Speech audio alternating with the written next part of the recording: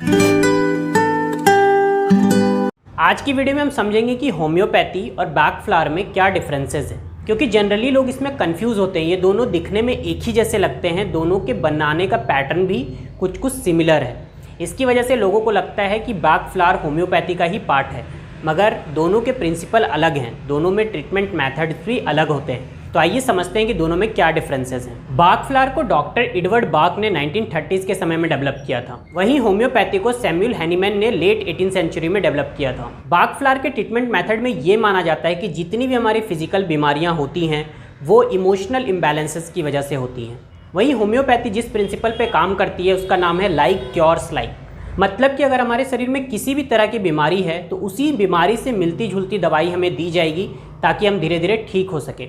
इसे एक बहुत इंटरेस्टिंग एग्जाम्पल से समझते हैं। मान लेते हैं आपको प्याज काटते वक्त आपकी आंखों से आंसू आता है, जलन होती है, तो आपको जो दवाई दी जाएगी वो उसी प्याज के एक छोटे से अंश को निकाल करके डाइल्यूट करके उसे डाइल्यूशन फॉर्म में आपको दिया जाएगा। तो इसमें ये माना जाता है कि ये धीरे धीरे करके आपके बॉडी के खुद के हीलिंग पावर को डेवलप करेगा और आप उस बीमारी से लड़ पाएंगे।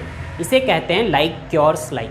जहाँ बाग फ्लावर की रेमेडी को यानी कि फ्लावर और प्लांट को पानी में रखकर बनाया जाता है, बाद में उन्हें अल्कोहल में रखा जाता है प्रिजर्व करने के लिए। होम्योपैथी की दवाइयों में जो सब्सटेंस यूज़ किया जाता है उन्हें पानी में या अल्कोहल में डालकर वाइग्रस सेकिंग की जाती है और उसके बाद उसका डाइल्यूशन फॉर्म तैयार किया जाता है। जहाँ बाग फ्लावर्स, ट्रीज़ और रॉक वाटर से बनता है, वहीं होम्योपैथी मिनरल, प्लांट और एनिमल प्रोडक्ट से बनाया जाता है।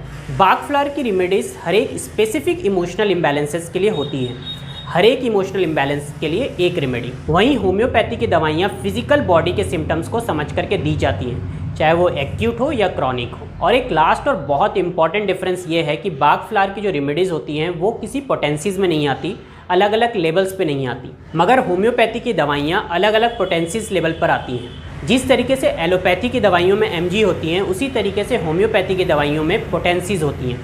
ये रोमन नंबर में डिनोट किया जाता है, जैसे x 1/10 पार्ट ऑफ डाइल्यूशन को कहते हैं, वैसे ही c 100 पार्ट को, m 1000 पार्ट को।